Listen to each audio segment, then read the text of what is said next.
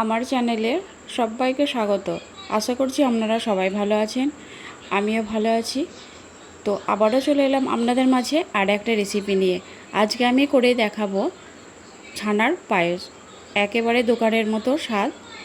আপনারা এভাবে করে তৈরি করে নিতে পারেন বাড়িতেই ছানার পায়েস। বেশি কিছু উপকরণ লাগবে না বন্ধুরা, মাত্র কয়েকটা উপকরণ দিয়ে আপনারা এভাবে তৈরি করে নিতে পারেন। আর খেতে দুর্দান্ত স্বাদ। আপনারা একবার হলেও বাড়িতে এভাবে করে তৈরি করে খেয়ে দেখুন।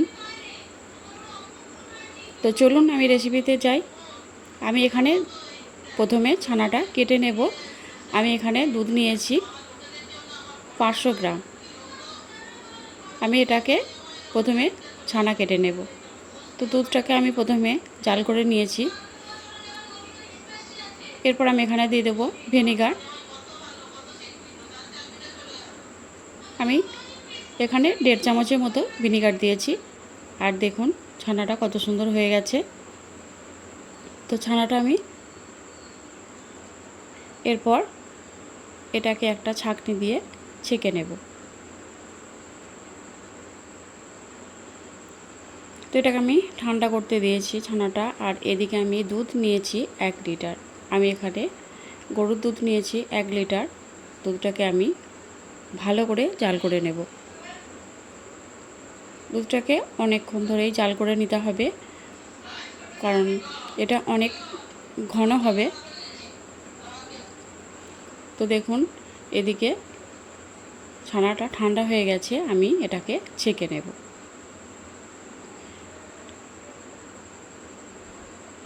এটাকে আমি ছেঁকে নিয়েছি। এরপর পানিটাকে আমি ঝরতে দেব।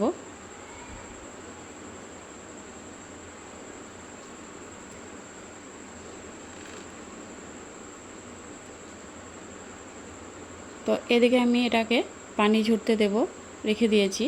আর দুধটা আমি এদিকে জাল করে নিচ্ছি। দেখুন দুধটা অনেকটাই ঘন করে নিতে হবে, বারবার এভাবে নাড়তে হবে।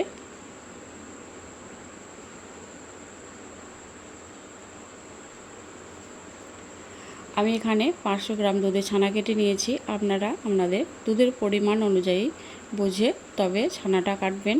যদি বেশি দুধ নেন তাহলে আপনারা আরও যে ছানাটা কাটবেন সেই দুধের পরিমাণটা একটু বাড়িয়ে নেবেন।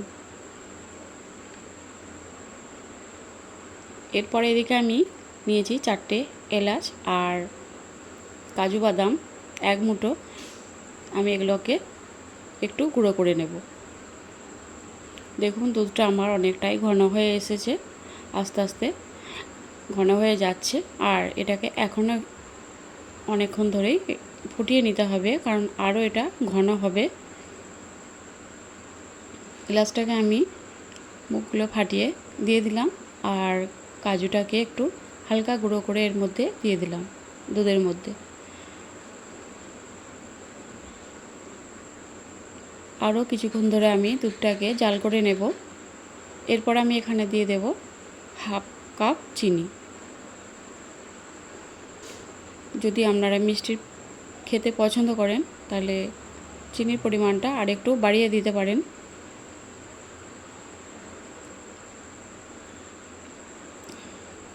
এটাকে আমি আরও কিছুক্ষণ জাল করে নেব। এরপর এদিকে ছানাটা যে পানি ছিল এর মধ্যে এটাকে ঝরতে দিয়েছিলাম।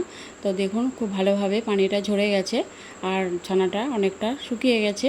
এরপর আমি এটাকে হাত দিয়ে এভাবে ভেঙে নেব, এরকম ঝুরো ঝুরো করে নেব। এরকম দানা দানা হবে ছানাটা।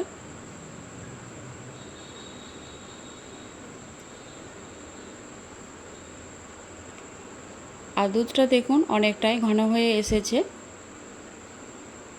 আর দুধের কালারটাও খুব সুন্দর এসেছে।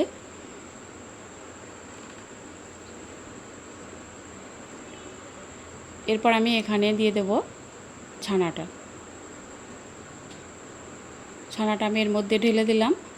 এরপর আমি এটাকে আস্তে আস্তে নাড়াচাড়া করে নেব। ছানাটা দিয়ে আমি বেশিক্ষণ ফোটাবো না, 3 থেকে 4 মিনিট এটাকে ফুটিয়ে নেব। দেখুন আস্তে আস্তে ঘন হয়ে যাচ্ছে এটা।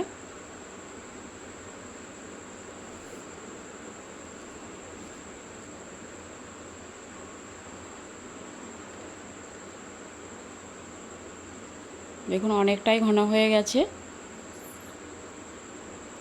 আর এই কালারটা কত সুন্দর এসেছে দেখুন।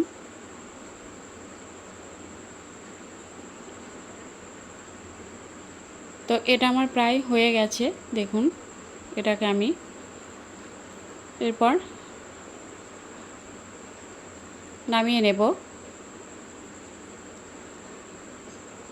এটা আমার হয়ে গেছে। এরপর আমি একটা বাটির মধ্যে এগুলোকে পরিবেশন করার জন্য এখানে তুলে নিয়েছি।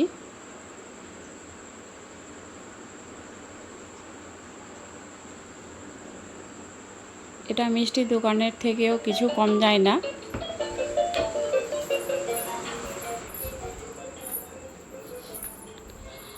এর এতটাই স্বাদ মুখে লেগে থাকবে। আপনারা একবার হলেও বাড়িতে এভাবে করে বানাবেন। দেখুন আমি এই বাটিগুলোর মধ্যে ভরে নিয়েছি। আর এটাকে আমি এখন সঙ্গে সঙ্গে খাবো না, এটাকে আমি ফ্রিজে 2 ঘন্টার মতো রেখে দেব। তারপর এটা পরিবেশন করব। তো কেমন হয়েছে আপনারা অবশ্যই জানাবেন।